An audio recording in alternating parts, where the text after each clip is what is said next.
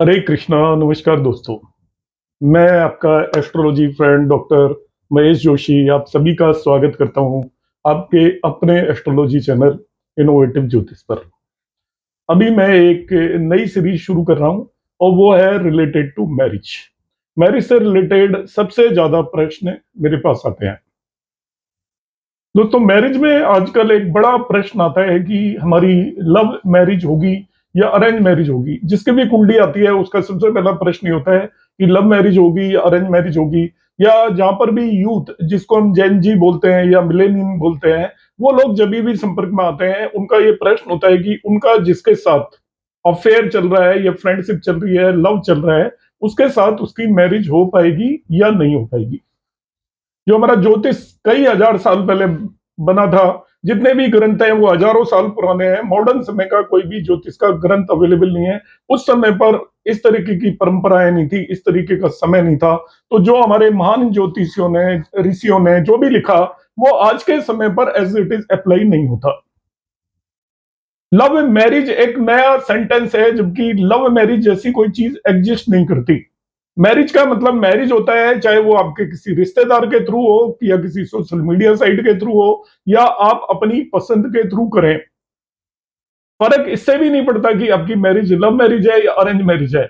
Actual फर्क पड़ता है कि मैरिज के बाद लव रहेगा या नहीं रहेगा। और हमें इसी प्रश्न से जूझना चाहिए, क्योंकि मेरा ऐसा मानना है कि ऐसा कोई कॉम्बिनेशन नहीं है जो आपको ये बता पाए कि ये मैरिज लव मैरिज होगी। जो भी हम डिस्कस करते हैं वो अपने आप में अप्लाई हो भी जाते हैं और नहीं भी हो जाते हैं। मगर मैं आज जो आपको बताऊंगा वो मैं बताऊंगा लव इन मैरिज, चाहे अब वो आपकी अरेंज मैरिज हो रही हो या आपकी लव मैरिज हो रही हो। काफी समय से दो लोग एक दूसरे से संपर्क में हैं, उनके बीच में सभी तरीके के रिश्ते हैं, तो आप उसे मैरिज ही मानकर चलें, चाहे उनकी फॉर्मल मैरिज हुई हो नहीं हुई हो। अब वो मेरे पास प्रश्न लेकर आ रहे हैं कि हमारी लव मैरिज होगी क्या।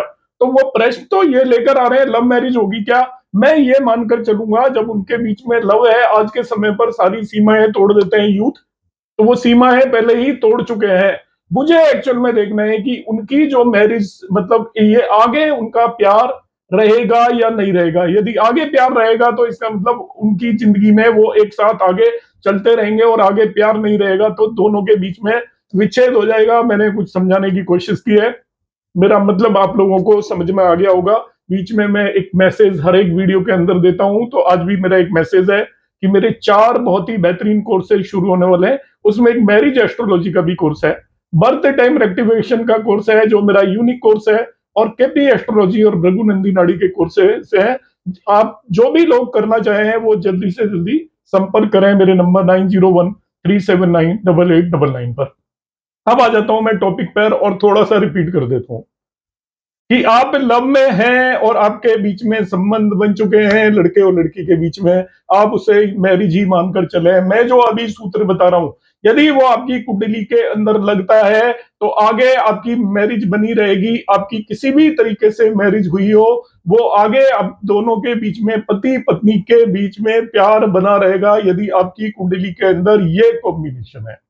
आप 5वां भाव आपका प्यार, मोहब्बत, रोमांस, इंटीमेसी का होता है, और 7वां भाव आपका शादी, जिसे स्पाउस, जीवन साथी और दोनों के बीच में पार्टनरशिप का भाव होता है। तो दो सबसे इंपॉर्टेंट भाव होते हैं, 5वां और 7वां। ये भाव बताते हैं प्यार और आपकी शादी को।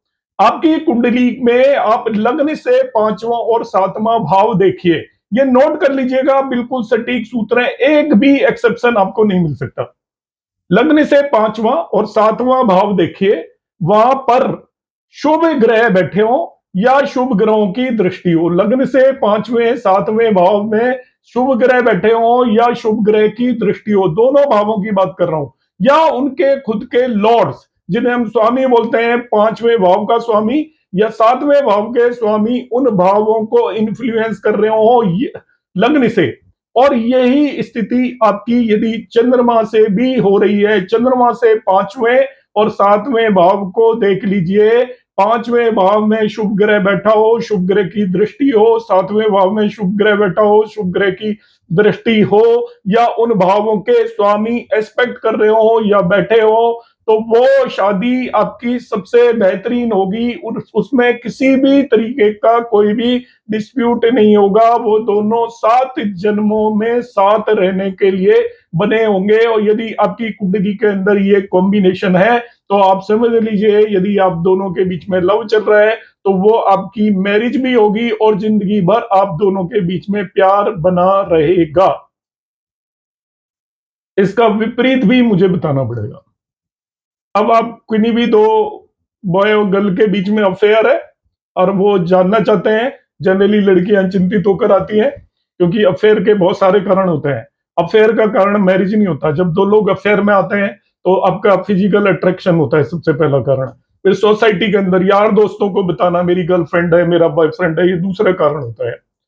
फिर बहुत कम लोगों का, कुछ लोगों का कारण होता है आगे जाके मैरिज करना। अब अफेयर के अंदर दो पार्टनर होते हैं, एक सोच के बैठा होता है मैरिज करनी है, दूसरा सोच के बैठा है मुझे टाइम पास करनी है, इससे कौन मैरिज करेगा।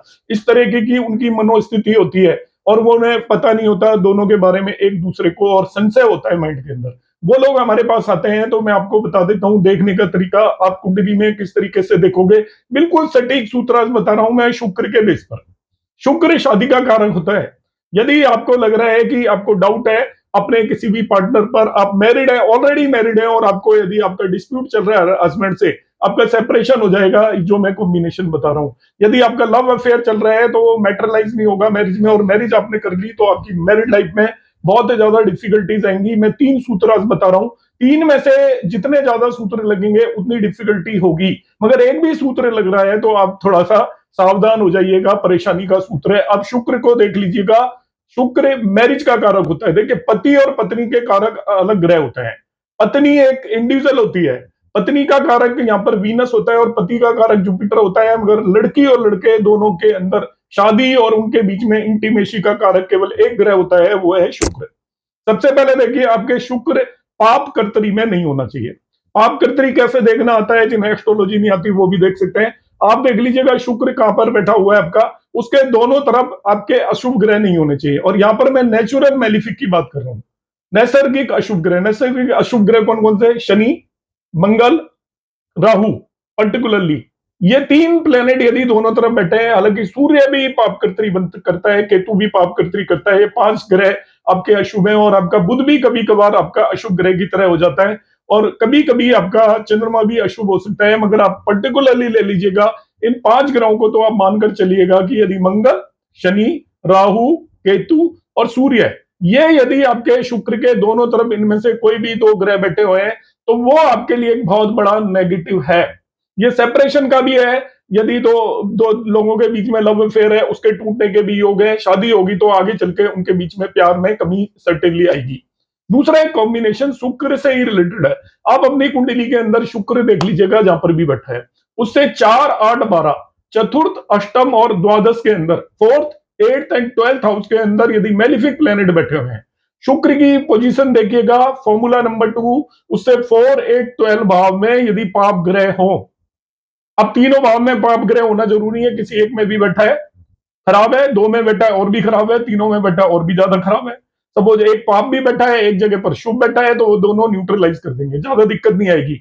मगर केवल पाप ही बैठा है 4, 8, 12 में, किसी एक में भी बैठा हो और 2 में बैठा है तो वो और भी खराब है। तो ये आपके जो लव अफेयर यदि आपका चल रहा है, आप देख लीजिएगा अपनी कुंडली में, आपको पार्टनर की कुंडली नहीं देखनी, अपनी खुद की कुंडली में देख लीजिएगा। आपकी शादी हो गई है, हस्बैंड से नहीं बनती है, आप देख लीजिएगा ये वो परिस्थिति है जिसमें हस्बैंड वाइफ के सेपरेशन होने के पूरे पूरे योग बनते हैं। लवर 2 हैं आपके, गर्ल एंड बॉय, उनके सेपरेशन के पूरे योग बनते हैं। और तीसरा बहुत इंपॉर्टेंट कॉम्बिनेशन की यहां पर मैं बात करूंगा, आपका शुक्र पाप ग्रहों से कंजक्टेड हो, मेलिफिक प्लेनेट शुक्र के साथ बैठे हो, जो अभी मैंने बताए थे वो मेलिफिक प्लेनेट है, जिसको हम बोलते हैं युत होना, conjunction with malefic and expected by malefic हो, तभी भी आपके ये योग बनते हैं। अब जो मैंने 3 योग बनाए, यदि तीनों योग आपकी कुंडली में है तो it is a classical combination of separation.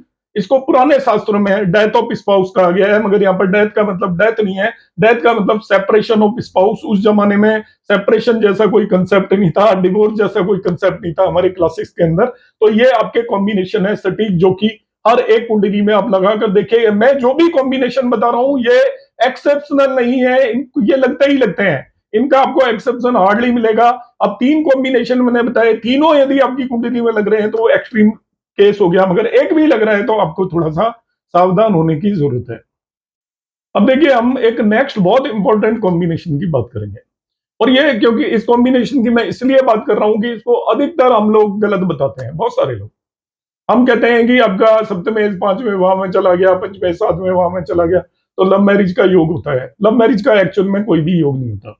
Love marriage किसी भी केस में हो सकती है। लव इन मैरिज का मैंने आपको एक्सप्लेन किया, नंबर 1 है, यदि आपका सप्तम भाव का स्वामी, जिसे हम सेवेंथ लॉर्ड बोलते हैं, 5वें भाव के अंदर आकर बैठ जाए। ये मैं मेल नेटिव के लिए बता रहा हूं। If your seventh Lord is in 5th house, आपकी जो स्पाउस है उससे आपके सेपरेशन के योग बनते हैं, या आपको संतान प्राप्ति में डिफिकल्टी आएगी certainly. Seventh Lord in 5th house, it is not combination of love marriage, ये है लॉस ऑफ लव। आपको जो भी आपका स्पाउस है उसके सेपरेशन के योग बनते हैं। हालांकि क्लासिक्स तो डेथ बताती है स्पाउस की, या स्पाउस से सेपरेशन नहीं हुआ तो संतान प्राप्ति में आपको डिफिकल्टी होगी, ये आप मानकर चलिए। एक दूसरा बहुत ही स्ट्रॉन्ग मैं आपको कॉम्बिनेशन बता रहा हूं, यदि आपका 5th Lord and 8th Lord, जिसे पंचमेश और अष्टमेश बोलते हैं, 5th Lord and 8th Lord दोनों पुरुष जातक या महिला जातक की कुंडली के 7वें भाव में आ जाएं, 5th Lord and 8th Lord, तभी भी इस केस में भी आपके हस्बैंड या वाइफ से सेपरेशन के बहुत स्ट्रॉन्ग योग बनते हैं। It is again loss of love. 7th Lord 5th में चला जाए, that is also loss of love. 5th Lord and 8th Lord दोनों मिलकर यदि 7वें भाव के अंदर आ जाते हैं, या ओनली पंचमेश भी 7वें भाव में आ जाता है, 5th लॉर्ड इन 7th हाउस, 8th लॉर्ड इन 7th हाउस, इस केस में स्पाउस से सेपरेशन के आपके योग पूरी तरीके से बनते हैं। एक नेक्स्ट बहुत ही स्ट्रॉन्ग कॉम्बिनेशन आप समझ लीजिए, जिसके अंदर स्पाउस से सेपरेशन होगा, सर्टेनली स्पाउस आपसे दूर चला जाएगा। सेपरेशन का मतलब यहाँ पर तलाक भी नहीं होगा, तो दोनों के बीच में डिस्प्यूट होने की पूरी पूरी संभावना होती है। आपका देख लीजिएगा कि आपका वीक मून 5th हाउस के अंदर आकर बैठ जाए। मून एक्चुअली मन का कारक है। आपकी कुंडली के अंदर चंद्रमा वीक कब होता है? चंद्रमा वीक होता है जब भी सूर्य से आप देख लीजिएगा उसकी डिग्री 75 डिग्री से ज्यादा सेपरेशन है तो स्ट्रॉन्ग होगा। अदरवाइज चंद्रमा और सूर्य के बीच में 75 डिग्री से कम का डिफरेंस है तो वीक मून हो जाएगा, उसको हम क्षीण मून बोलेंगे। और यदि आपके 5वें भाव के अंदर वीक मून बैठा है और पहले 7वें और 12वें भाव में से किसी भी भाव के अंदर मेलिफिक प्लेनेट बैठा हुआ है, 5th हाउस में आपका मून है वीक मून, और पहले 7वें और 12वें भाव के अंदर मेलिफिक प्लेनेट बैठा हुआ है, उन भावों में एक से ज्यादा मेलिफिक भी हो सकते हैं। यदि मेलिफिक और बेनिफिक दोनों बैठे हैं तो दिक्कत नहीं आएगी, मगर केवल मेलिफिक बैठे हुए हैं एक साथ 12 के अंदर, तो ये भी लॉस ऑफ लव या लॉस ऑफ पार्टनर का कॉम्बिनेशन है। लॉस ऑफ पार्टनर का कोई भी रीजन हो सकता है, तो यहां पर भी पार्टनर आपका लूज होगा सर्टेनली। एक और मैं यहां पर सूत्र बता देता हूं, वीडियो ज्यादा लंबा हो जाएगा। तो ये लास्ट सूत्र है जो कि अर्लियर भी मैंने बताया था, यदि किसी मेल या फीमेल नेटिव के 7th हाउस के अंदर राहु या सूर्य बैठे हो, सप्तम के अंदर राहु और सूर्य दोनों बैठे हों, राहु और सूर्य, मतलब ये ग्रहण दोष होता है, सूर्य और राहु दोनों बैठ गए हों, तब आप सावधान हो जाओ। आपकी कुंडली में यदि सूर्य और राहु बैठे हैं, आप चेक करिएगा क्या आपने अपोजिट पार्टनर की वजह से आपको धनहानि हुई, अपोजिट पार्टनर ने आपका नुकसान करवाया, अपोजिट पार्टनर ने आपसे पैसे खींचे, इस तरीके के योग बनते हैं। यदि पुरुष जातक की कुंडली में ये राहु और सन बैठा हुआ है 7वें भाव में, महिला है उससे पैसा खींचेंगी, महिलाओं की वजह से उसका पैसा खर्च होगा।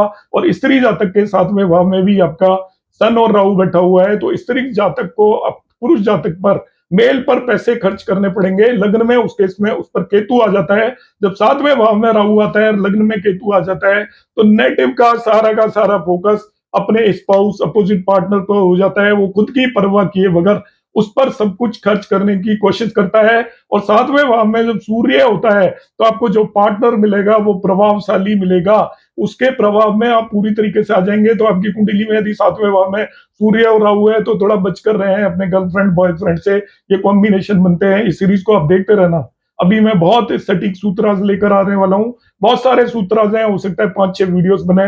आपको कैसे लगे कुंडली में यदि आप लगाते हैं तो जरूर मुझे बताइएगा। ये सब क्लासिकल सूत्राज हैं, कहीं इधर उधर से लाए गए नहीं है। जो भी एस्ट्रोलॉजी की क्लासिक्स हैं वहीं से मैंने कंबाइन करके ये वीडियो बनाया है। नमस्कार, धन्यवाद, हरे कृष्णा।